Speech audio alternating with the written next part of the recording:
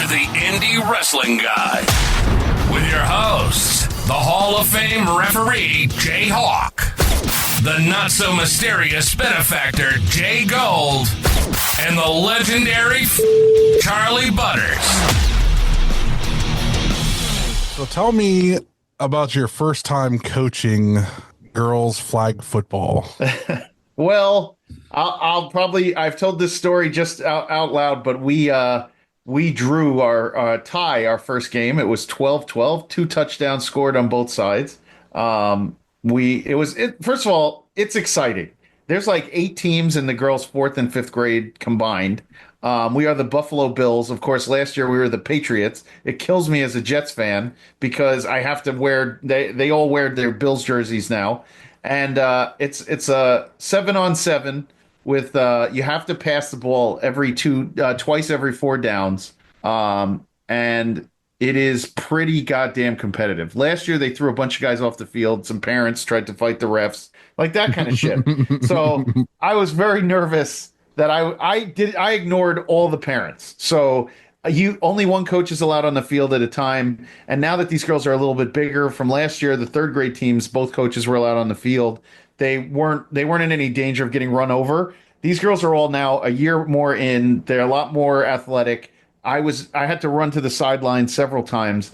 And we were up 12-6 going into 4th down with 4th and 1 on goal with 2 seconds to go. And we gave up a touchdown on the goal line. It was a pass. They had to pass. And the girl on the other team backed my girl down like she was posting up under the basket and caught a shovel pass for 6. We did stop them on, if you go for 1, you have to pass. If you go for 2, it's 10 yards back. You can run or pass. We stopped them on them going for 1, and there are no tiebreakers during the regular season, only in the playoffs. So my record now is 0-1-0. I think they do it. 1 no wins, 1 draw, and no losses. So the Buffalo Bills are coming. I think I'm going to have practice on Friday, but I will tell you, I sent out like several emails the last week or so. I got 0 response. I'm like, come on, parents. Like, I said, can somebody please tell me, just everyone let me know if your girls are going to be there so I can grab the jerseys and we can get ourselves set. Nothing. Didn't hear from anybody. Then the game's over. I email all the parents. I give them the wrap up. It was a great game. I think the girls played really well. Can anybody let me know if they could be involved for a practice on Friday? Because I'd like to get to know the girls better and kind of figure out what we're doing. 1 person. I mean, like, I know you're all getting the emails because the girls have the schedule and you're all getting to the right place. And I see in the app that everyone's getting the emails. So at least just respond and go, yeah, my kid can be there or my kid can't be there. I didn't meet any parents on Sunday. The girls played. They walked off the field. I never saw the parents. I would think that as a coach, you'd want to see the parents, and the parents would come over and say, hey, coach, I'm such and such as parent. I wanted to see what was going on. Nope. So it's up in the air for Friday in case anybody's listening that's going to have their kid come to practice. But we drew our first game, and I'm pretty sure we'll win the next one because I think I have a little bit better idea. I think the problem is substitutions. We had our 3 best players on the bench on the last defensive drive because that's how the substitutions played out. You have to sub out every 4 downs. Nobody's allowed to sit longer than 8 downs. So you have to be really cognizant of all of the substitutions and all the things that come into effect. So unfortunately, I was using my best players the last drive to score the touchdown to go ahead. And then on the last defensive drive, we lost our 3 best defensive players because they had to sit. So it was a bit of a mess. I'll fix it for next time. Parents, I promise I'll do better. This feels like a press conference at the end. It does right now. It was my fault on the substitutions. I get it. I promise we'll do better next time. And so that's what we did. We ended up tying, and I love it. I can't wait to coach again next week. I love it. I wasn't out of my mind, but I do know there are some coaches that literally during the girls' basketball season this year, one of Harper's friends' dads was a coach of another team. He lost his shit. He was cursing out the ref, and they threw him out of the game. And then it became like the talk of the town. Like, did you see this guy? He was cursing in the middle of 9-year-olds playing basketball. I don't want to ever be that guy. I would rather be that guy like if I was coaching like high school level kids, but I'm not going to be that guy when the girls are 9 years old and they're still trying to learn. So, you don't expect any kind of Bobby Knight style meltdowns, but there may be 1 or 2 arguments with the refs as the season goes on. That's all. That's it. That's all I can say about that. Have you started calling your daughter Josh Allen yet? So So no offense to her, okay, but my little Harper is challenged in the athletic area, so to speak. So she tries. She tries hard, Well, but she does all that other stuff. I mean, she can't be yeah. that. I think Oh, she's just not great at football yet. right. She's But not aggressive. She's not aggressive. And for someone who loves wrestling and wants to go to wrestling school and hits me all the time, I'm like, take that onto the field. Nope, not aggressive. She's very light on her feet. She doesn't want to like. She's not going to go wrap up really tightly and fall down. That kind of stuff. We'll get her there. We'll get her there. Takes it takes a strong dad to understand your kid's like shortcomings. So we just have to work on it.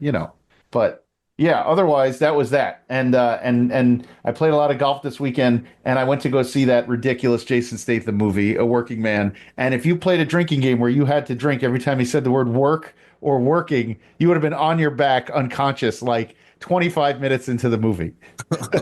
I'm just a working man. No, now it's time to go to work. Do your work. Work and work. Work, working and work. And I'm like, oh my God, I'm gonna be drunk if I played a drinking game. But it's good. It's classic Statham. It's the Beekeeper too, basically. so I posted in the Discord, the IW Guide Discord, that you can join as part of the Patreon. By the way, that does exist. You can join the Join. Patreon. Yes. $5, $10, $1, $2 tiers. That you can become a micro brawler now. All it takes is you to purchase 500 of them at as low as $8 a piece. So that's at least $4,000. Why can't they do something like when you could make your own bobblehead? You know how you can get like your bobblehead of like the wedding couple and you give that to them? Why are they making you spend so much money on a fucking micro brawler? That's how they got it worked out. Or you could do 900 micro brawlers and 100 chase variants for as low as $650 each. What are you supposed to do with 1,000 micro brawlers? Sell them, brother. This is for wrestlers, or you have to be pre-approved by the Pro Wrestling Tees staff. So you could slip them some money, Josh, and you can get your own micro brawler. You're so adamant about a trading card, but here you can just get your own micro brawler. You can just skip that and just go right to having a micro brawler. No, I want an IW Guide branded trading card, and I would only do the micro brawler if I was wearing like an IW Guide T-shirt, like in the micro brawler. Like that's the only way. I'd have to be holding a microphone in one hand and have the T-shirt in the other. That's how I would want to do it. I think what we need to do, Josh, is we need to open up like a financial thing here at IW Guide where we will sponsor you to get a micro brawler, and we start with Dom Guarini, and we get Dom Guarini micro brawlers. He can charge 20 a pop at the table for him. We get half that back, so we get our money back. I love Dom Guarini a lot. I don't know if I could pay $4,000 up front so Dom could have one. Is it one micro brawler, or do they make you a ton of micro brawlers? They make you 500. You get 500 of them. I thought this meant you had to buy 500 micro brawlers. So at $8 a piece, no, a box of micro brawlers, random micro brawlers first. No. $4,000. You spend like $4,000 and you get 500 micro brawlers, or you spend $1,000, $6,500, and you get $1,000 of them with 100 chases.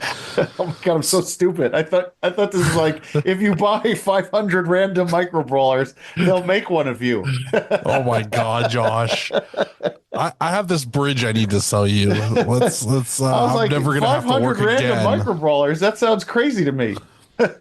Do I get a bunch of Bruiser Brodies and like an Owen Hart here and there, or do I have to get all Danhausen? I'm just making sure that what you're getting? You are getting they're all Matt Cardona variants. Right. That's all you're getting is Matt Cardonas. That's the 100 chase variants. They're all Matt Cardona chase variants, right? And Swoggles. Oh, kill me.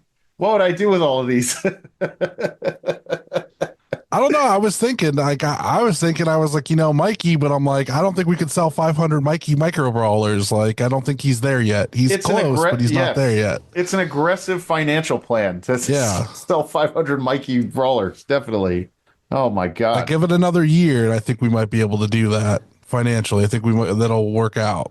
It's not. You know what? That's a cool thing. I just don't know if as a wrestling fan, like I mean, as a talent, if you could say to yourself, I'm going to be able to unload all of these. Like, I just think it would be very difficult, you know?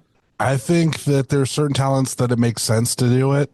I'm curious if these will be part of their actual collections though, because there are people that are like micro brawler completionists, Mm-hmm. and if they start doing this and these get big enough, like, are they gonna have to like try to track down all these like random like wrestlers from like Omaha that somehow has 500 of them? That'd be Like, so great. Some guy is sitting at home and he's like, I cannot believe I don't have a Mikey Montgomery micro brawler. Just losing his mind. Oh, I don't know. That just sounds very aggressive. $6,000 for micro let's brawlers. talk to Sam and the benefactors. Let's see what we can make happen here. Maybe if we do good on the Dom, then we'll go ahead and do a Mikey one after. Sure, sure. We can have Dom, and they could be two different variants. It could be with the purple belt, and it could be Yeah. with the brown belt, and they could do both because he is a brown belt now. So it would be different. We can have him with shoes and without shoes. Do we put him in a gi or without the gi? Those are the Like, variants. We do the with gi, without gi, with shoes, without shoes, and brown belt and purple belt. I got it, do we not Dom. do a masked variant? Like, I have Oh his my God, mask. I yes. own the mask now. So do we Yes, do a masked variant as well? I think we do. I literally think we need to do a mass. Yes, yes. Oh, there's some ideas here, Dom. We got this. We do 20, 20, 20, 5 different variants, and then 900 regulars. Yeah, and then all the tooling that goes into that, it ends up being like an extra 10 grand to do the variant. No, what? I don't understand. I thought I bought 500 random Bruiser Brody and Owen Hart variants. Can I get a Dom Garrini and a pair of shoes with and without? Jesus. Oh my God! When you're like, yeah, you could sell them. I'm like, who's going to buy just random micro? Just thinking this the whole time. Just can't understand. Toy shops. You take them to your New York wrestling shops and sell them to them. Yeah, the what's ever left, which is ridiculous at this point. It's unbelievable how little even the wrestling universe, they closed their main shop. They have like one small spot now. It's crazy. There's a place in Texas that's in a mall that has a ring inside of it, and they do weekly shows there. Yeah. And then it's a wrestling shop as well, and like it looks so freaking cool. I'm like, man, I wish I could do something like that. That'd What be town really is that cool. in? It's not even in a big town. It's like, I want to say it's maybe in.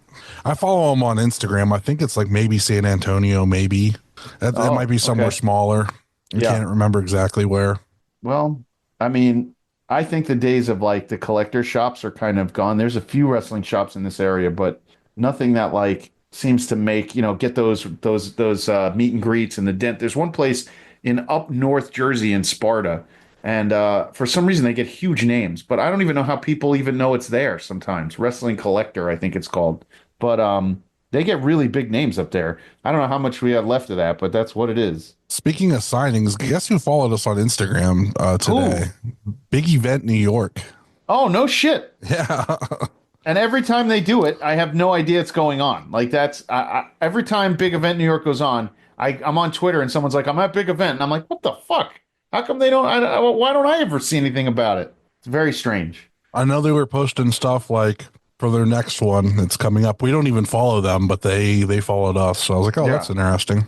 yeah, that's cool. I mean, they do a lot of they do a lot of business over here. There's I mean, the sheer amount of talent that they bring into that thing is crazy. And I know Paul Heyman even comes for that on occasion. So it is what it is. But I like that's kind of neat. I would really want to get to one of those, maybe in the summer. I think they're announcing stuff for their next one already because I think Paul Heyman's at the next one. Yeah, I thought they did. I thought they did one in like no, like you guys with Toy Hio. Like I thought they did one in like November and then one in the spring or summertime. So that I'm not sure of. But then I have to go to that, and then I got to go to Fanatics Fest for like one picture. It's just ridiculous. Oh, guess who I contacted about a booking for a potential Toy Hio booking, and he just reached out back to me today.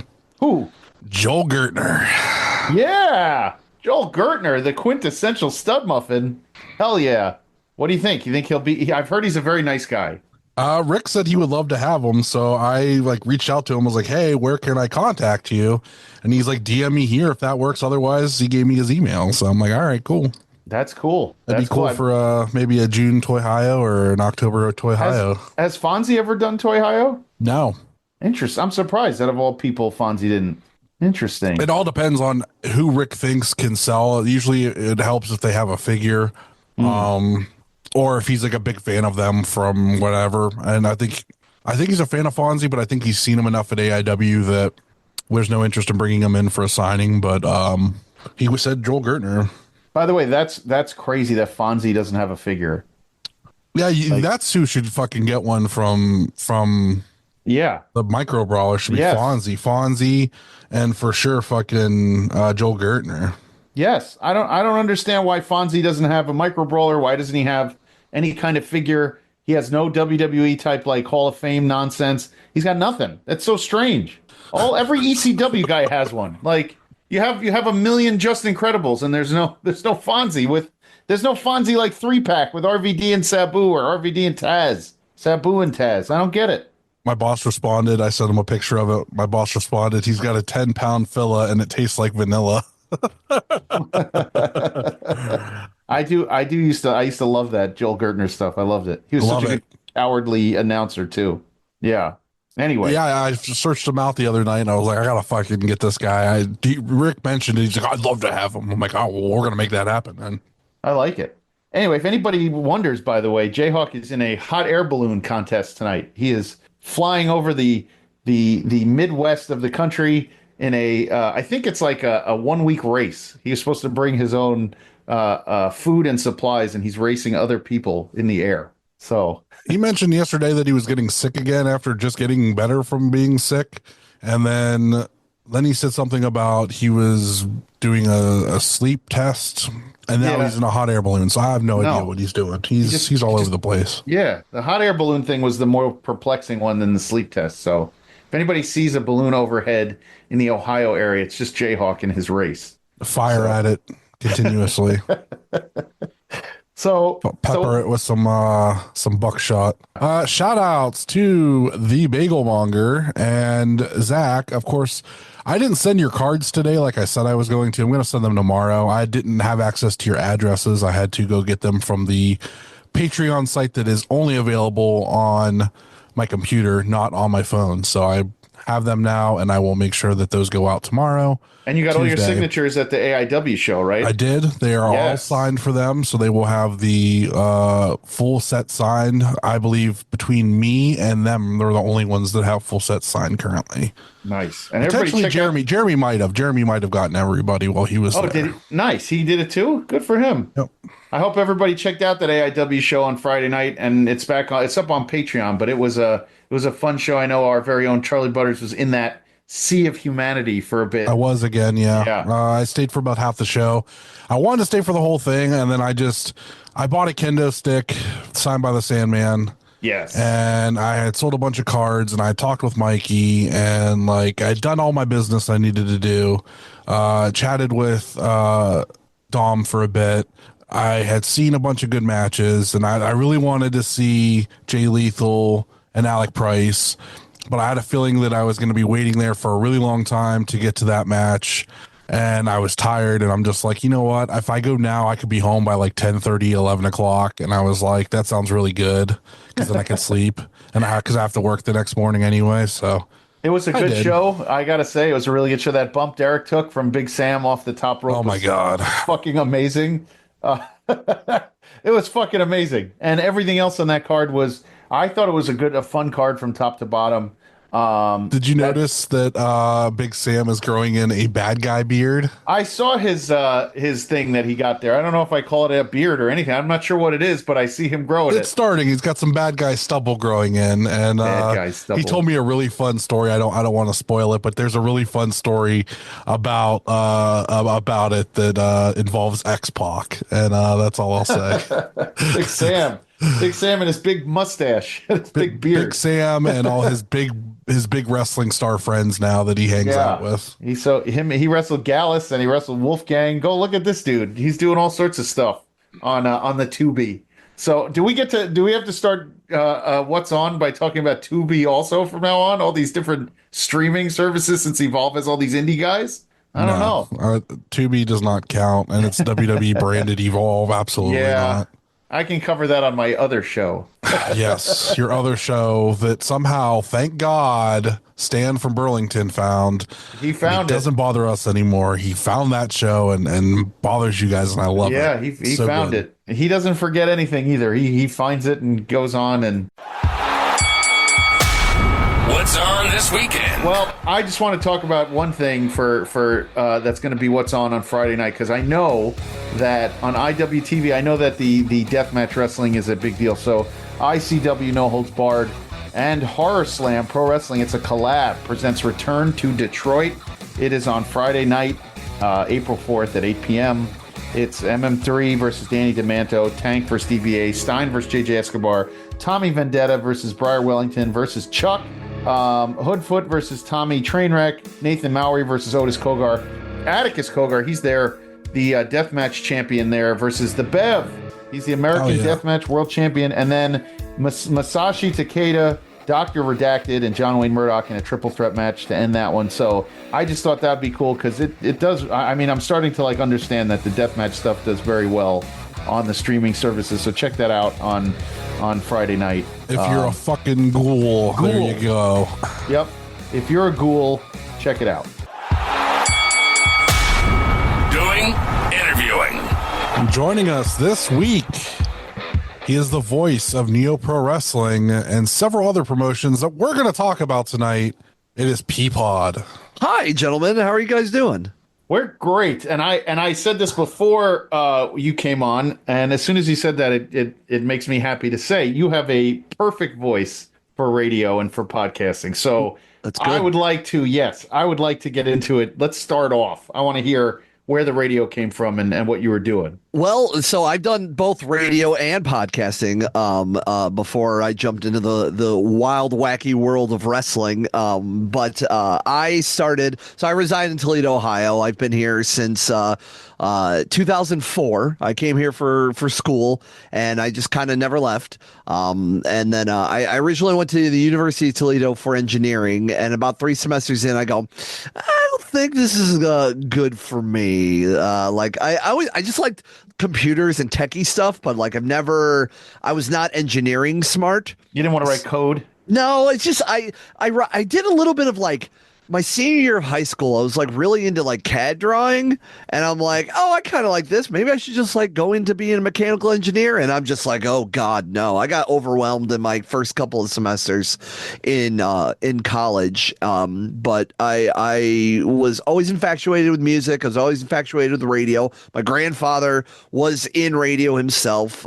He worked with a company called Muzak. For those who are not familiar with that, it used to be the syndicated programming that and music would be for office spaces and everything, and over time it's evolved for more modern music and everything, but it was more or less elevator music back in the day.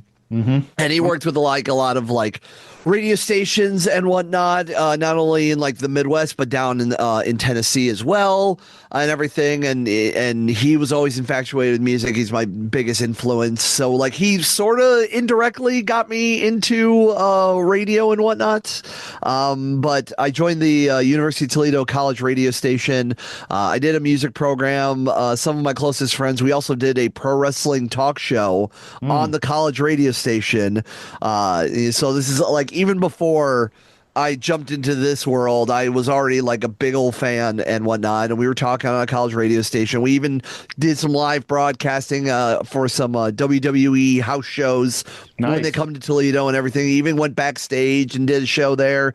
So it was really cool and everything. And I graduated in the spring of 2009 with a bachelor's of communications. 6 months out of school, I joined Cumulus Broadcasting, which is one of the biggest, one of two the biggest corporate radio station chains in America. And I was there from 2009 to 2021.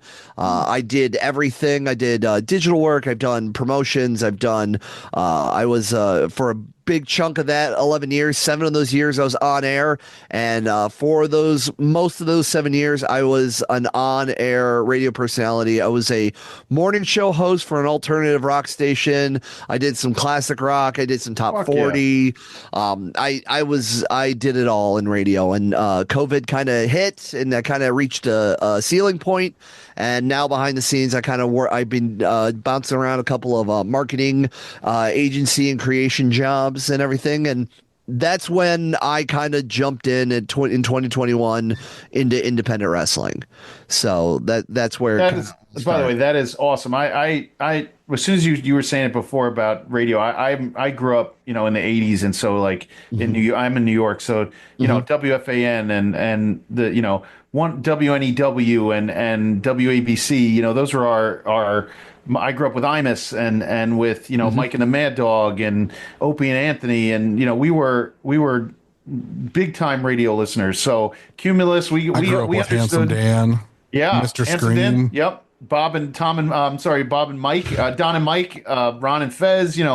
We grew up with all that, and radio is very close to that medium I love. That's when Butters asked me to do this with him like 3 years ago. I was super excited, and now I do another show with another friend on YouTube. But I think radio is one of the best mediums because it forms such a different kind of bond with the listener, where they feel so much more attached to you because you're on for so long. They just can flip it on and hear your every day, and it translates very well into how you can talk to people or how people, see you, because you can be honest, I guess, with your voice.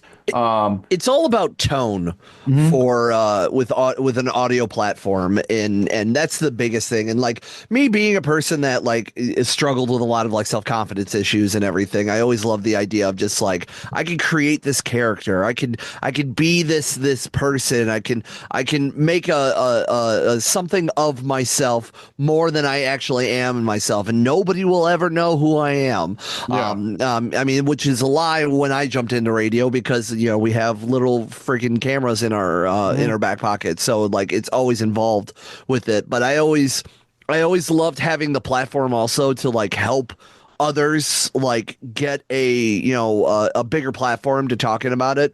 Heck, before I even joined the first promotion I ever joined in independent wrestling, Ruthless Pro Wrestling, deathmatch company based out of the Northwest Ohio, Southeast Michigan area.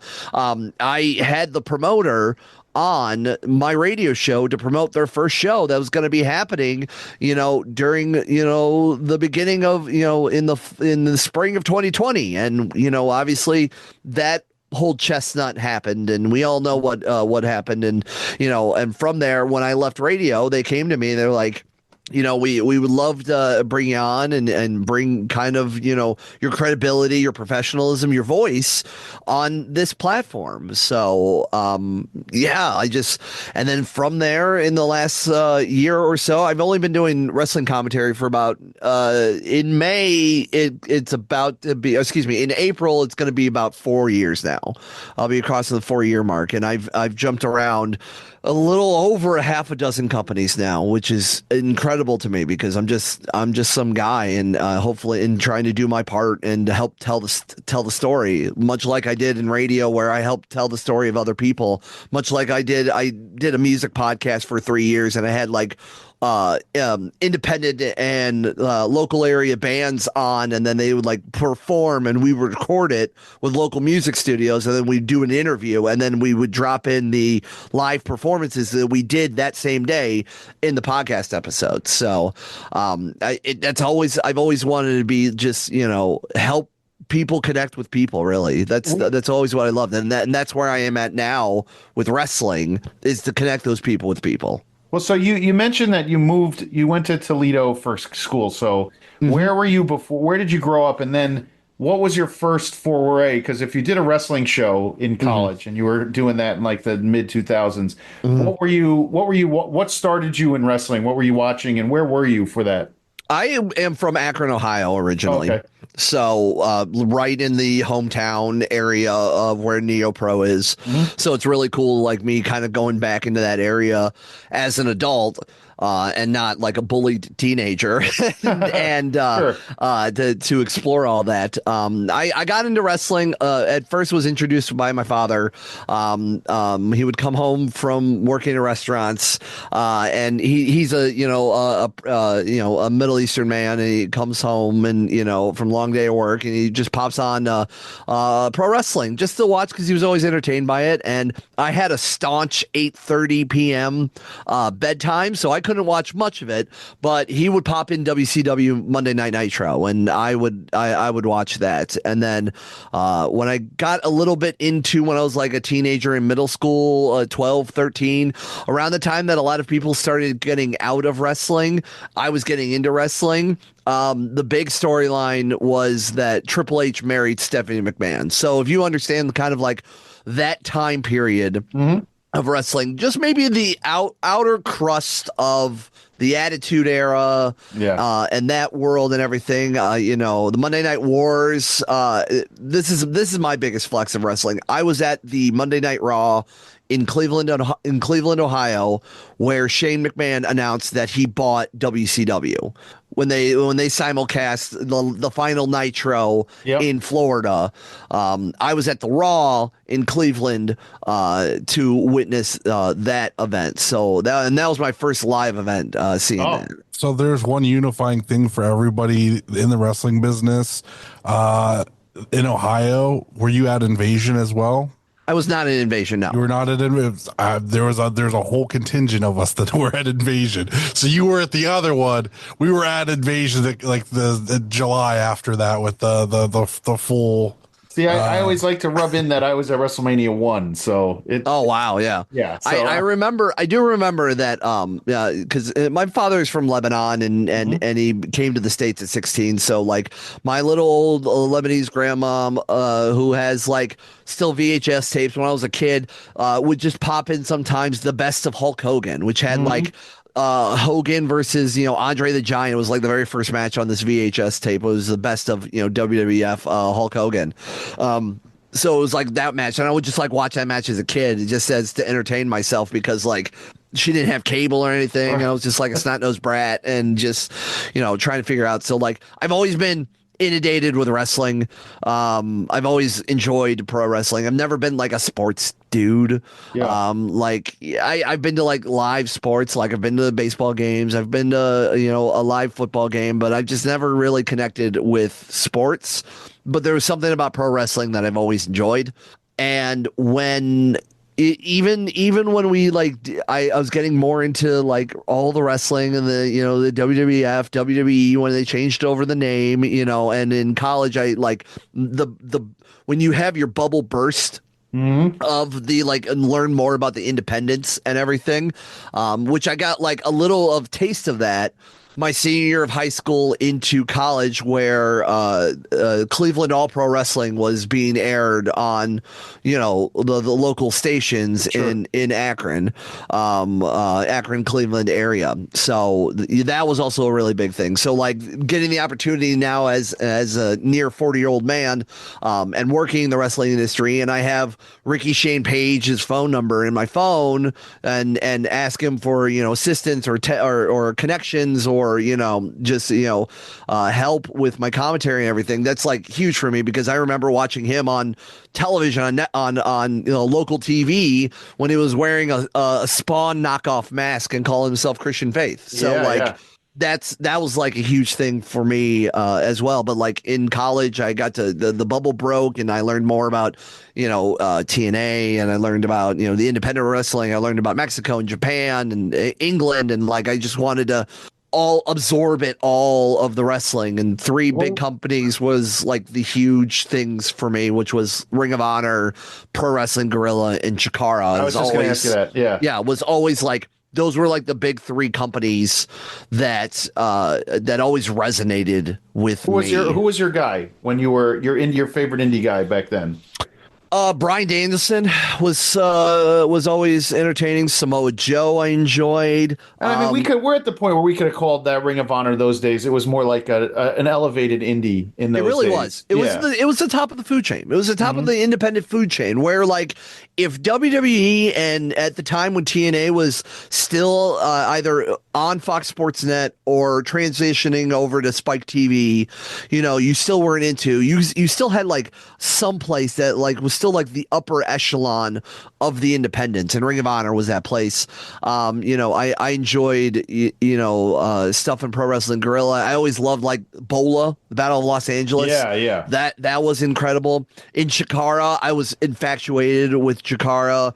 I even got an opportunity during our college radio station. I got to interview Mike Quackenbush, Larry Sweeney, a couple of others, and at least once a month I think about Larry Sweeney and how much he would be thriving in today's world of wrestling, and it's really unfortunate that his demons got the best of him. He would have been one of the first AEW signings. I think so. There was a place for him in almost every television show. He was fantastic. Yeah. It was just he had a great gimmick. He had a great look. He was fantastic on the mic. He was entertaining, charismatic. He was pretty solid in the ring too. And I loved that. I always enjoyed also Mike Quackenbush and Chris Hero and Claudio Castagnoli. I even went to the Chikara show that they were starting to break out of the Pennsylvania scene. So they did a show in Cleveland. So I have that DVD. It's literally like maybe about 6 feet from away from me, but like I have that. And I remember those shows. I remember going to Ring of Honor shows in like Detroit or Dayton and making the trek down. I always find it so, and I tell Butters this too a lot when I interview all you guys from the Midwest and the Ohio area, how involved almost everyone that I spoke to who was a fan of wrestling was able to get involved in wrestling in some small or large capacity, and how little of those open door opportunities we had here in New York to like, hey, I just walked into a school gym and I started they asked me if I wanted to commentate, so I started commentating, or I just wanted to get some lessons under my belt. So I went to a school. New York is and still is one of the hardest places to get into wrestling, to find the right schools, you can't just go to an indie show here and just kind of like get involved. You just can't. Unless you know people. I think it's just that Midwest mentality of just like, hey, you want to come in, you want to try to, you want to help, you want to lift things, you want to jump on for something. I think it's just that. Yeah, and it's amazing how many people we speak to. Every one of our friends from the area has done. When I talk to them, that's why when I go to Ohio, when my brother and I go to the shows, I love just sitting with everybody because everyone has a good story. Everyone. Butters has told me wrestling stories I did not know he was involved in, or our other friend Stacy Silvers, or Justin Summers, or all these guys who we've met out there who have been involved in some capacity of the wrestling business. And your story is so familiar to I grew up in the Midwest. I got involved in wrestling. I stayed involved in wrestling. I was able to do X, Y, and Z, and now I'm here and where I am. It's a fascinating way to do it, because I don't run into somebody who's like, I grew up in Oklahoma and I started going to independent wrestling shows and now I'm in the business. You know what I mean? It's very Midwest, Ohio, Michigan, Pennsylvania based, where you guys seem to be able to find more avenues to get involved than there is on the coasts and in certain states. So I just find that interesting. Your stories do resonate with me every time I hear stuff like that. I'm fascinated by it. So you do your college show, you're on radio, you start what was the first wrestling show? How'd you get involved as far as doing commentary? So I joined up with Ruthless Pro Wrestling. Right. They were just getting off the ground and trying to launch a company through the pandemic and everything. They were doing a lot of post-production commentary. And I knew a couple of the people that were involved with it. I was friends with them for the longest time. And they just kind of jumped me on, and they kind of just threw me on. But how did you get your mindset to be like, now I got to call and tell this story and that's the thing. All of what I've been doing is really just been trial by fire. I've really trying to mold my way into my voice that I have now. And, it's my very first show was god awful because, like, first off, the promoter wanted me to be a heel commentator, which now me 4 years in, and also me being like the guy who I am, which be incredibly hard to do. Yeah. Trying to be like a pompous character and everything, which is like the antithesis of who I am as a person. Kind of throwing around the "don't you know who I am" things like that, and like it was really weird. And then I started learning a little bit of just like listening more of like, and actually paying attention more of like what the commentary I see on TV, and then I just started developing more of what I'm doing. And because of my years of like doing pro wrestling shows and pro wrestling, like analyzing things from a fan, smart, whatever you want to call it, standpoint, I was able to just start developing and kind of do that style of storytelling. Maybe it was a good idea that I jumped into deathmatch at first, because with death matches, nothing, not to knock them or anything, but death matches are a little bit less in the story world and more on the violence. Yes. Not saying that like RPW we thrived at the time of the stories of like picking the pieces, and it was as me learning and developing my skills, you learn more how you can actually help develop the stories without the promoter, and it could be, you just need to keep in contact about what's going on, and you can start developing all the things that they are doing in the ring and kind of flesh out the story more for the people at home watching. That you're the narrator of the story. That's the whole point of commentary, is you are the narrator. You're the connection between the story in the ring and the story they're trying to portray for everybody watching at home, wherever you're at. So that's all. So I've just been developing ever since. And, when I first started, it was a 3-man booth, and then the one gentleman kind of broke away, and then I was with a buddy of mine, and then he decided to leave because it was just he and the promoter weren't getting along, unfortunately, and I kind of stepped in as like the lead commentator. And I lean a little bit more play-by-play and more analytical. I'm more that almost dry humor style. Of sometimes if I have little quips or anything, I akin my style a little bit to the closest person I can think of, because I emulate. I don't emulate necessarily. That's not the right word. But I connect with the style of commentating to Ian Riccaboni. Because I think he's like the best modern day commentator that is out there. Like, nothing against Michael Cole, and nothing against like Excalibur or Taz or everybody's been like, all the modern commentating on television or major independents are fantastic. But there's something about Ian Riccaboni, his just style and delivery and everything. It's just the perfect, like, the cherry on top of the sundae that is pro wrestling. And it's different, right? It's different. Like, Yeah. it's not, the old days of like Jim Ross or the young Tony Schiavone. The Tony Yes. Schiavone now is a little bit different, but Yes. the one from the old days, the Mike Tenay's, those guys. Oh, it's yeah. a more youthful, more updated sound, and the story being told is a similar story, but it's told in a totally different way. That you Yes. don't have to, it's not all that hillbilly sounding, like, my God, like, Yeah. it's not there anymore, like. And I was going to ask you that. Who do you watch? Who did you study before that? When you were learning, when you were like, let's say 4 years ago, when you're like, oh my God, I'm starting. So who did you watch and say, I'm going to go like that? I just watched. I literally just watched anything and just like started to pay attention and listen to a little bit. I mean, it helped because of my broadcasting like history and sound and everything. I know how to, how to portray, and doing in radio, you only have X amount of time to fit so much X amount of information in, Yeah.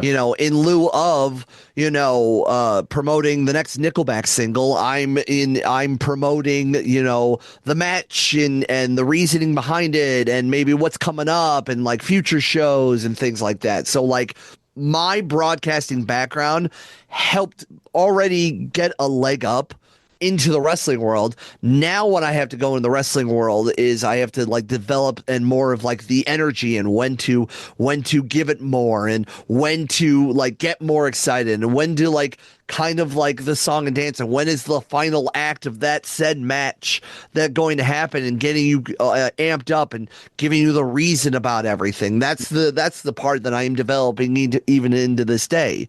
You know, I've sat down and talked to Walker Stewart of New Japan Pro Wrestling. I've had a session with Mike Quackenbush about commentary and everything, and like all those like little situations and teachings and everything just help develop, and then just doing it more and more is also how I'm trying to get more and more better and taking up now I'm transitioning out of deathmatch and doing a lot more, you know, traditional wrestling and story based wrestling and things like that. That's why I was really excited when like I got to help out with Neo Pro and help post production their last two shows of 2024, and then January 1st of 2025 I get the call and they're like, hey, do you want to be our go-to team moving forward for Neo Pro? And I'm like, absolutely. And I love what they're doing. And I've had a huge opportunity to be in a lot of other great companies as well to this point, that now I'm going to be the voice of,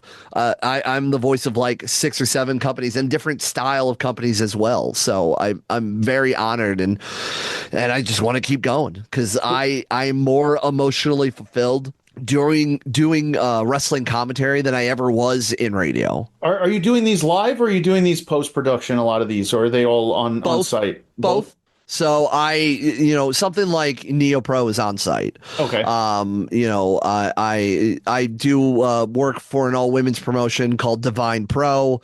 Where's that based out of?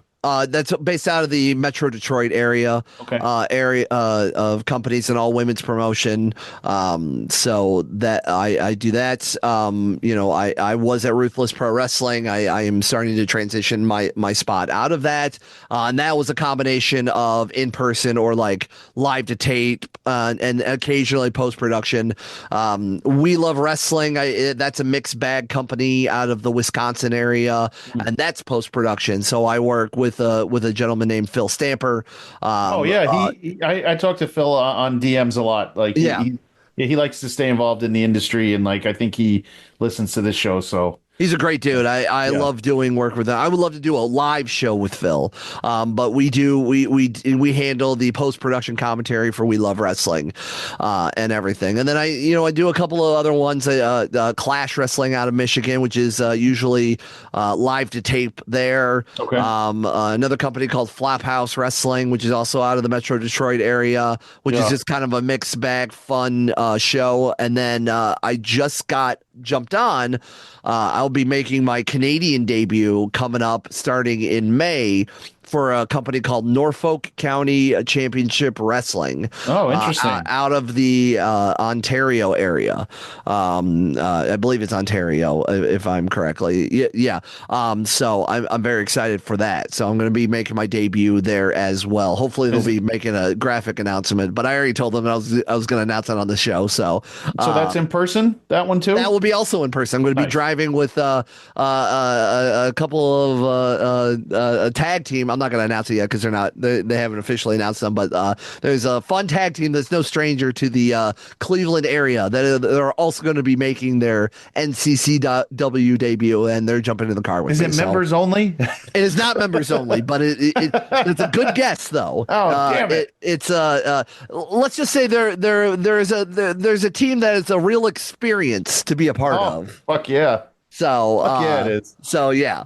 All right. Well, okay. So then, all right. So we're Butters. If you want to jump in, you can go ahead. But I think I have a few more to kind of go before we start going off on our tangent. Let me go back to the discussion about Ian Riccaboni. If Jayhawk was here, he would have also vehemently stamped the Ian Riccaboni best commentator thing. I personally like Mauro Ranallo myself. He's also great. I think he is. People shit on him for like the way he fits in current event jokes, but I love the way he does it. I think it's cheesy fun. Pop culture. Yep. Everything is pop culture. And I think that he's just one of the best to ever do it. And I love that he's back doing it with that one Canadian promotion that Scott Demore Maple running. Leaf something Yeah. Pro, Maple Leaf Yeah, Pro, I Maple think. Leaf Pro. Yeah.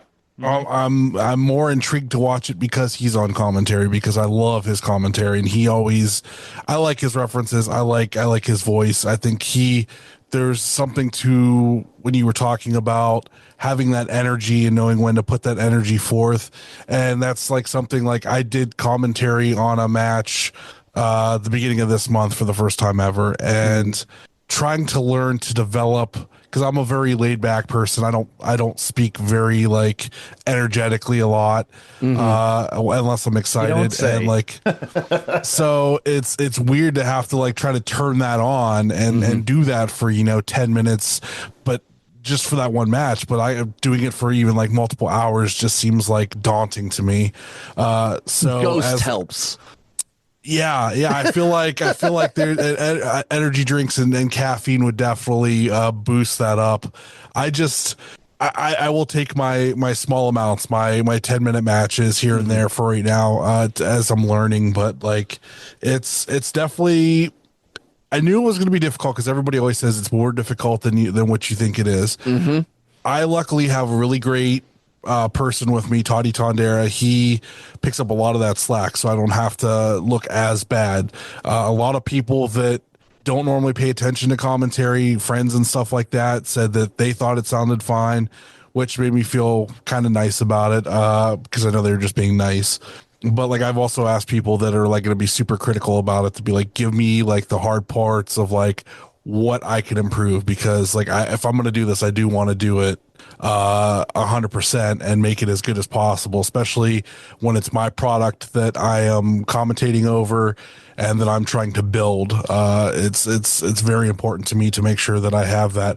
So with that being said, what's the hardest part to you of being a commentator? Is it like getting the story out of the wrestlers, like what they specifically want to put forth in this match? Like, what story are we trying to tell here? Is it like trying to get with them before the show? Because I know it's like herding cats, or is it like just keeping the energy up for the entire night, or for that entire time you're recording? Or what to you is the hardest part of commentary? I think the hardest part of commentary is like, and this is the biggest thing, and maybe it's a wrestler thing, or maybe it's just like how I'm going about it. I don't know. I always do research before a show. Whoever's on the card, I always do the show. I look up Cage Match. I look up their social media handles. I do my due diligence in my notes. Then day of show, I go around and go, hey, introduce myself again, because you obviously when you enter a venue, you do the handshake thing and everything. And, and then I reintroduce myself again, just in case, because maybe they don't know who I am, or they haven't, or maybe they've heard the name or heard the voice and didn't put voice with the name, but it's not about me. But it's kind of going back to them, introducing them and going, hey, what do you want to be put over? What is there moves? Is there character work? Is there a story? Is things like that? I have gotten everything from let me sit you down and let me tell you everything to no, nothing.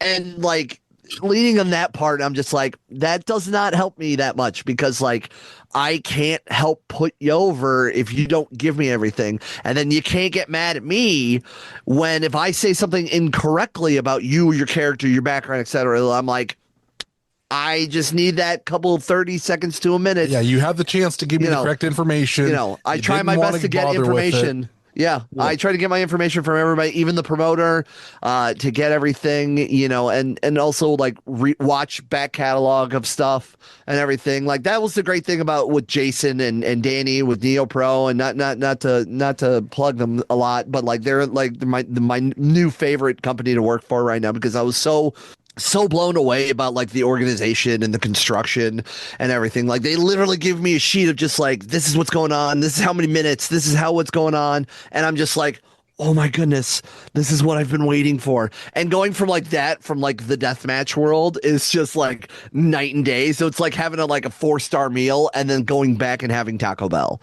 Like nothing against Taco Bell. There's a time and place for it. Right. It's fantastic for what it is. But like once you get a taste of something like that and like that organization, and my heart is like, and I come from like a super structured, family and life, and like obviously corporate radio, and like it's super structured. You don't get much flexibility on that, and things like that. So I'm going to that world and going, this is what's going on. I'm like, Oh, love it. So it's good for that. So like that's the biggest thing is like I want to get more information for the wrestlers and for what their character is and what they want to portray and everything because you could do all the cool moves at the end of the day and there's nothing wrong with doing cool moves, but like if there's not anything with more substance behind it, it kind of gets lost in the shuffle. So like, and you can spend hours on that conversation between like the presentations between like something from like WWE or AEW or TNA or NWA, et cetera, et cetera, et cetera,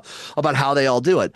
But at the end of the day, everybody has their own lane and their own style. And, wrestling now is is hotter than ever. And there's something for everybody, no matter what. So don't spend time arguing online about something and just go support what you love. You won't get an argument from me about promoting NeoPro a bunch on the show. They have given us a giant platform. Yeah. That, nobody else would really blink at and give us the time for.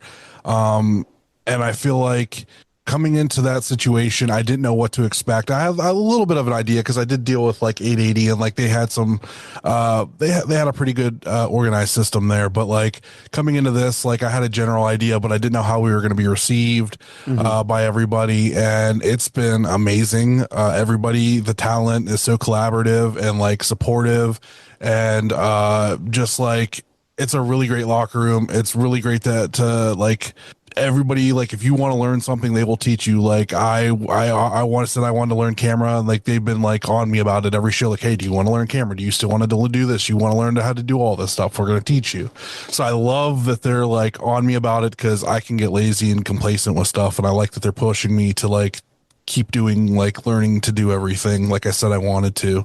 I just love what they're doing, yes, and it's very fun. Like I'm kind of bummed that I can't make the Triple X stream in person, and then that commentary is going to be post production, just because I'm already booked on an already show, and like when they added that show on the calendar, and I was already booked, and I wasn't going to drop one for the other. Like if I commit on a show, I commit to a show, right. And so but like I was very excited for that, and I'm very excited of what the plans are, and and all the other companies that I'm doing work for. I mean, heck, this Saturday I'm going to be at a very fun family, like almost like the spiritual successor of Chikara, called Fantastic League of Wrestling, and that's out of LaPorte, Indiana, for a former broadcasting partner for us that I was with RPW. Now he's doing the promoting gig in his world, and he's done wrestling for years and years as a wrestler, and then moved to promoter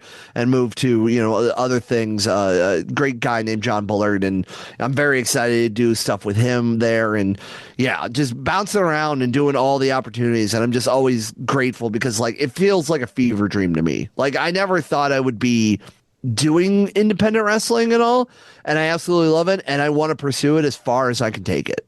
I feel like the same way. I grew up like enjoying the business so much, and then meeting everybody in Ohio, and then starting to like get into this world with the podcast. And then we did my brother and I helped out John Thorne with some stuff during COVID, and then like we just getting involved. Like Butters asked me to do this show, and then I get a chance to interview people in the business.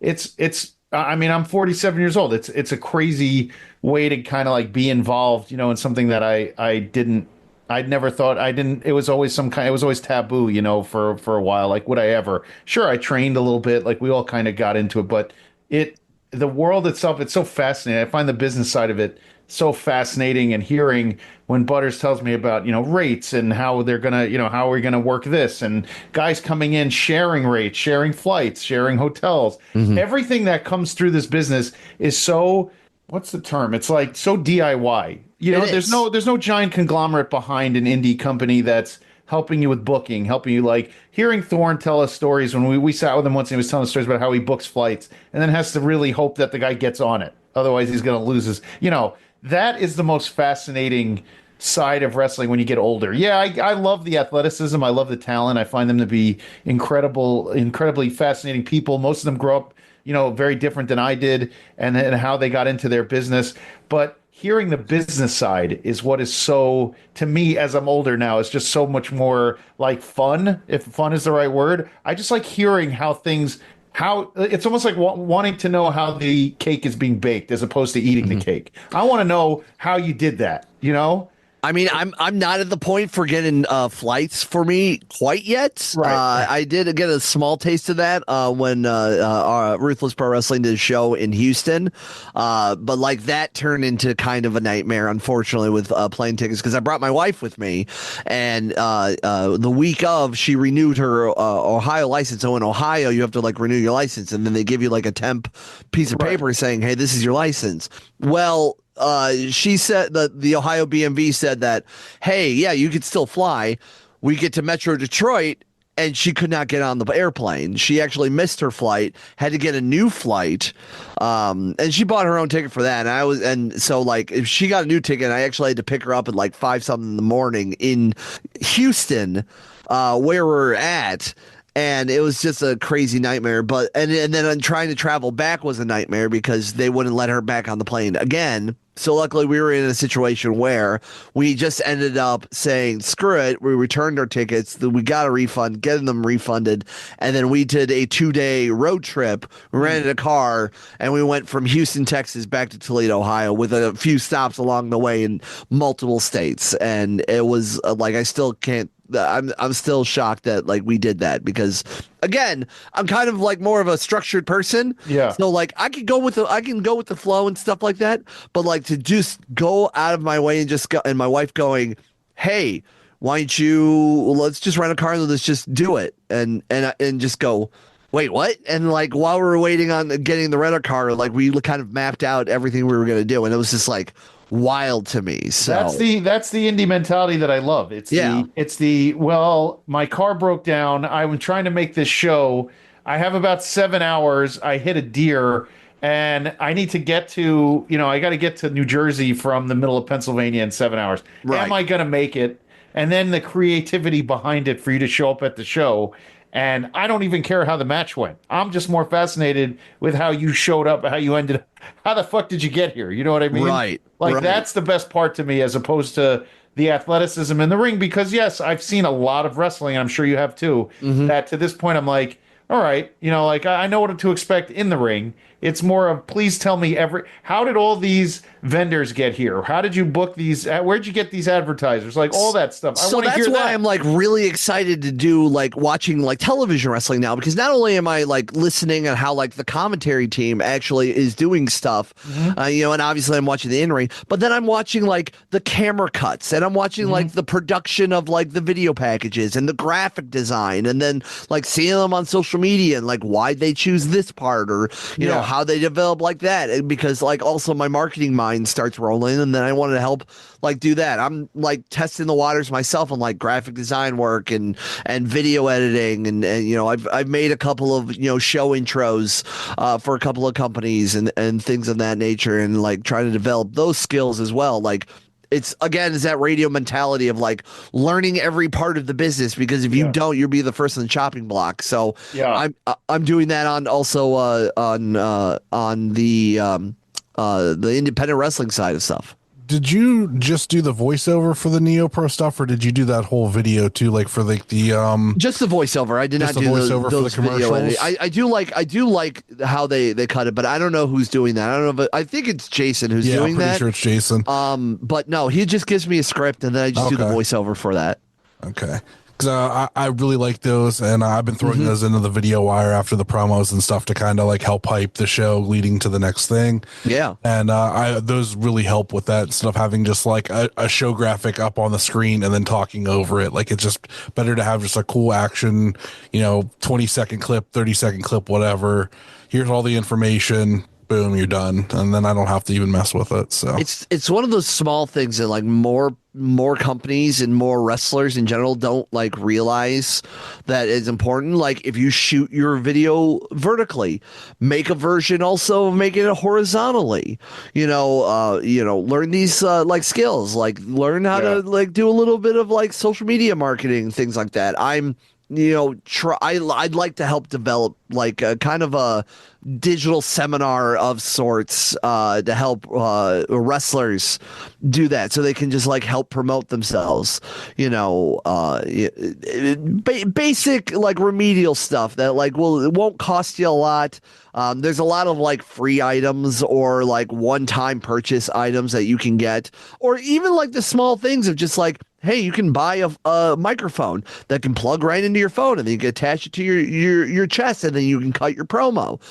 Get yourself a ring light, and this shines a better light to everything. Hey, pop your thing into programs, and then you'll have a video version like vertically, and then you have a version horizontally as well, so you can give those to promoters. And like, it's just all those things to help like better you as well. Like, I'm just a commentator, so the best thing I can do is voice and look, and that's it. And like and develop those. The wrestlers, on the other hand, they got to do so much other things. But in this digital age and the social media age, you got to do all these extra things, and like, you gotta have to evolve with the times, or you get left behind. So like, I want to help with those options as well. I still think there's pushback from certain areas that are not getting, that just will not, no, not pushback. There's a laziness to some that don't, that kind of cruise by and then don't understand why they're not, getting that booking. You would expect to see more promos on Instagram and TikTok and X, and you don't see them. Like, my stupid For You, feed used to be filled with tons of different indie shows, and I feel like it's calmed down, and I'm not understanding why I'm not seeing those. Why am I not seeing the promo for 3 shows on a Friday night? Why am I not seeing, that one Sunday afternoon show? I don't know. I don't know if it's a laziness or if it's just they're finding different mediums for it. And I'm just a little behind, but I think it may be a combination of a lot of those. I've been around a lot of promoters that are very like, I have to do all the things, because if I don't do all the things, it doesn't get done. And I understand that mentality. I really do, because that can be very difficult. But I can also understand of like, if you got people and crew that want to help you and alleviate some of those things on your plate, why not? So that's why I've always said, I'm just like, if you need extra assistance with just even the small things, I helped, just not to pull back the curtain too much, but like, I couldn't even do the show for the most recent show for Clash Wrestling. I was already booked with another company, but like, he needed help taking these great videos, but then making them vertical for social media, for like Reels and TikTok and whatnot. So, I mean, I had the program. I know how to do it. It doesn't take me that long. So he'll just send me the video, and then I'll do a quick little edits, and it'll take me 5-10 minutes, and I send the file back at him, and then he posted those online, and those get more traction because of how they were developed. It's just those small little things of just like, if there are people out there that are willing to help, and they're not going to rake you over the coals on price and whatnot, because obviously, like, if you do really good work, like great poster work, great graphic design work, yes, pay them a good price, because I never understood doing a show and putting this Microsoft Paint ass graphic on social media that just looks like ass, that drives me insane. I'm like, that's people don't flyer anymore. So that's like your exact, flyer. That's what you're promoting the show. And if it looks awful, doesn't matter how good the card is from top to bottom. Like, and I know some people like don't bother about that, much like the same thing about commentary of like, oh, it doesn't matter about commentary. We'll get the so-and-so to jump on. No, it's those things and those little things that will make a good product better. And like, I understand it's independent. I understand it's DIY. I understand there's only so much money to go around, but like, invest in those items, because it will bring more people in tenfold. And the I know we're getting up on time, but I want to kind of ask that of you. So you mentioned that, and you mentioned like learning all this stuff.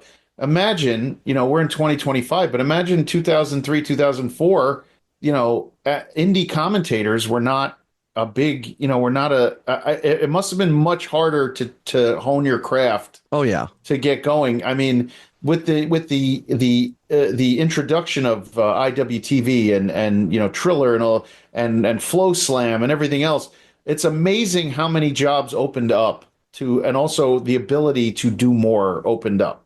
Mm-hmm. Like because you were not getting a commentator job in 2003. No. On some indie show in Ohio if it wasn't if there was no television. Like the guys like Dave Prazak or Nick Maniwa and those cats that like were doing it from like the IWA Mid-South days, and like there were like had a bootleg DVD of the event or barely even shot. Mm-hmm. How they developed their skills, like, was literally trial and error, so growing up and now seeing everything evolving now, it's at a point where like there's no excuse that you shouldn't have like a decent sounding commentary team. There's no excuse that you should have like, Microsoft Paint ass graphics that are going up. Yeah, no one should be plucked from the crowd and asked to do commentate. Correct. Yeah. Correct. Yeah. Interesting. Butters? I mean, I was just gonna say, like, going back to like things to kind of like for wrestlers to like push themselves and stuff like that. A good music video, man. Like one of the first things I did when I hooked up with Mikey was had Fire J do a music video of Mikey, and literally after that video, like 50, he got like 50 more jobs after that video because everybody wanted a yearly recap using him, and he blew up huge after that, and like he was $50, and it was the best $50 I've ever spent because that music video, like, I feel like really encapsulated what we were trying to do with Mikey and really just like blew up on the internet. So like it felt they're important enhancements. Everything, all those little pieces become so important, and such, like even down to like when we do our show and we clip it for, and you clip it for what, 30 seconds and we put that out. Even that small enhancement might get another ear who'd say, "Oh my god, that little clip was hilarious. I got to hear the whole thing." And it's I try to do that, and it's like it gets to the point where like trying to figure out a spot that sounds good for each week is impossible, so I don't even bother with it. And I know like AI is becoming a thing to like really be able to do that. That's good for that. I haven't touched any of that stuff yet, but like I did it for a while. I didn't see any massive increase in downloads or anything, so I'm just like, whatever. Like I've trial and errored so many different things with the podcast. Podcasting is tough. As someone who did a music podcast for about 3 years with like live performances and everything, and like in the style of like Audio Tree and whatnot, and that's difficult. I think it's just because podcasting is so overwhelmed with everything, and like there's a lot of things out there. So it's trying to get your voice out there in the digital ocean is always difficult. So I understand that pain and suffering. And it's like, we've been doing this for 7 years. It's a niche of a niche type subject. So like indie wrestling is very specific. I'd never expect it to be like something that is like nationally listened to. Right. And like the main, like it makes me laugh to see like every celebrity, like now there's celebrities jumping in to like talk wrestling every like it's just like every month, and I'm just like, they're all morons too. Great, another talking head to talk about what they see on television every week, but like nobody's talking about all the cool stuff that's happening on the indies. And I'm seeing more and more like GCW has a podcast now, like that I see people are like specifically talking about them every month, and I think that's great. But like there's a handful of indie podcasts, and I always try to support. If I see them, I support them. I follow them. I talk to them. Like we I try to support everybody doing this, because like it is tough. It is like I didn't quit the show because I still edited the show for the entire year, but I didn't do on-air stuff for an entire year. That's when like we hired Jay Gold to do it, and our other buddy Jayhawk, who has somehow gone through all of it without missing a beat, but we had other people with us, and like then I finally felt comfortable enough to come back and do it again, because I felt the passion was back. And I mean, we had fun with Marcy and Jayhawk and the four of us. We did a lot of good work. We had a lot of good interviews. I mean, we really took off. We had like a really great time, and like fortunately some things happened, and it's kind of gone back down. But at the same time, like I've also felt like we started pushing into new avenues. We have the title belt. We're doing stuff with that. We're getting out there with different promotions. We have trading cards now, which is awesome. So it's just a lot of different stuff. But it's just seeing what sticks and like what you're comfortable with. And like I have a general like thing I do now. Like we record on Mondays. I usually either edit it Tuesday or Wednesday. It goes up on our Patreon, and then I set it to go out to everything else on Thursday. And then Thursday I have my routine of like I make the announcement on Instagram, and then it goes. Then I make the post about it, and then I take it over to Twitter and make a Twitter post about it at some point during the day. So it covers all the bases, and it's like our Instagram is tied with our Facebook, so I don't have to do it twice. It's a lot of work, man. You put in a lot of effort, and you hope to see the fruits of your labor, and you just just like I mean just like radio, you hope that someone's listening and that you do something that is going to give another group of people want to listen, and then I mean it's so hard. We're doing another show, me and another guy that we work with, and we're like, let's just try to get X amount, right? If we have 30 people, who stay every week, then we're doing good. Then we'll build off of that. You're right. It's impossible to know, and even just try. There's so much oversaturation of just getting your voice in that ocean. So my thing is like it as much as all the work is like can feel dauntless, if you can at least get that one new person going, I just got hip to this person because of this platform, then it's a victory, because that one person will tell one person who will tell more people, and like it really does snowball. Granted, it can be very slow, but at the end of the day, it's all working towards something more, and that's why it's all connected. And if my voice helps that one wrestler, that one company, that one whatever get hip to what's going on, that's a victory. That's a W in my book. Yeah. Yeah, it is nice to see like when somebody has hit the subscribe, because then it downloads all the back episodes. So then you'll see like 11111. I'm like, okay, there's somebody new listening, right? That decided to subscribe. And then looking at the analytics on Podbean, it really breaks down by state how many people, and it's really interesting to be like, oh, there's a ton of people in California listening. How the hell do they hear about us? Why are they listening to us? Like, we don't get any interaction on social media from them, but they're listening every week. So it's very interesting to like. It is. What do they bother with like commenting or following us on Twitter, or do they just listen? Like, what is it like? It's right. How much do they hate us? All those kind of right. Like, are they hate listening for Jay Gold? Like, right. I love that. I hope there's tons of them. Yeah, who knows? I don't know. We definitely got some guys from Russia, so they're definitely friends of yours, Jay Gold. Yes, all my comrades out in the Red Country. Hey, comrade. So we are up at it's been a little over an hour, and I could talk to you for hours, and I think if you ever come back with us, I have some more. I want to talk old radio with you, but time and place. Happy to be on again. Yeah, hell yeah. So. Why don't you give us some plugs if you have anywhere you're going to be next, what your shows are coming up, that kind of stuff. I can do all of that and then some. First off, if you want to follow me on social media, Facebook, Instagram, Blue Sky, and I have a link tree, but the handle is Peapod, calls the number 4 and the letter U. So, and then for booking inquiries, it's the same username, but with adding @gmail.com at the end of it. So Peapod calls the number 4 and the letter U at gmail.com. Play-by-play, color, post-production live. I'm all over the place. I'm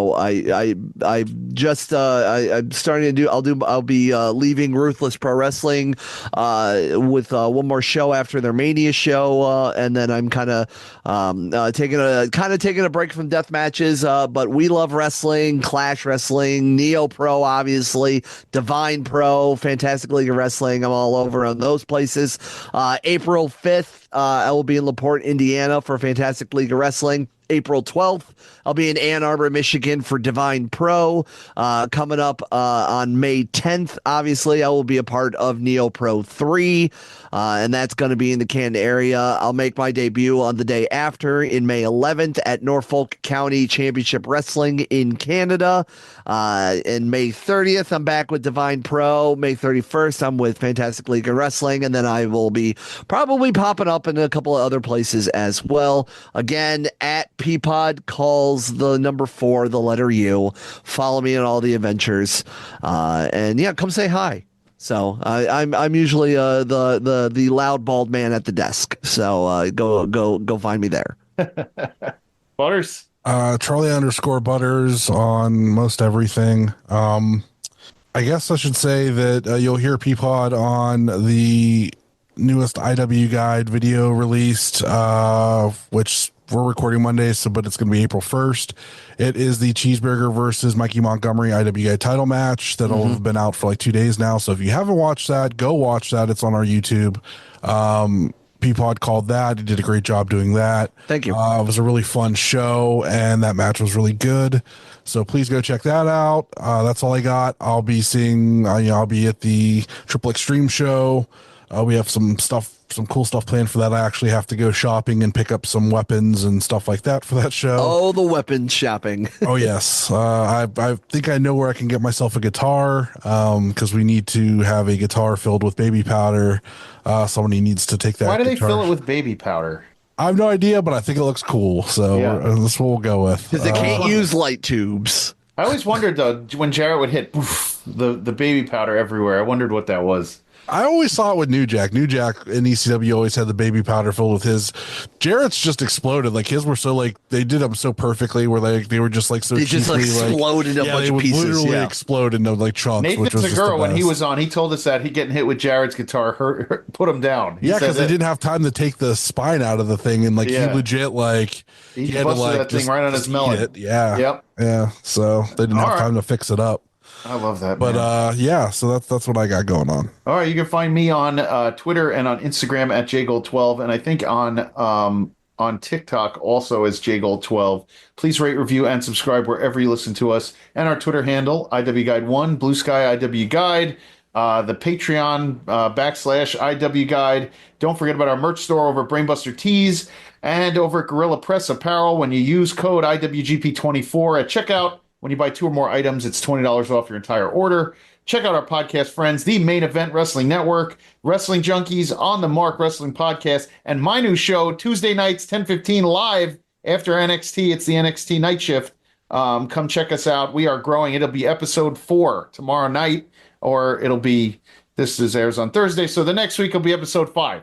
At Odds with Wrestling, the card is going to change. A super fantastic podcast, Marks with Mikes. Check out our other friends, Time Capsule Toys, Toy Hio, Rubber City Toys, Neo Pro Wrestling, and Pally's Beef Jerky from our very own friend Kaplan. That's all I got for this week. I got some at AIW. I got some Pally's Beef Jerky right here. I'm getting mine right now for the 20th. Yep. As we always say, life short, watch more indie wrestling. See ya. Don't forget to review and subscribe wherever you listen to us. Find us online at Facebook and Instagram at the Indie Wrestling Guide, and on X or Twitter at IWGuide1.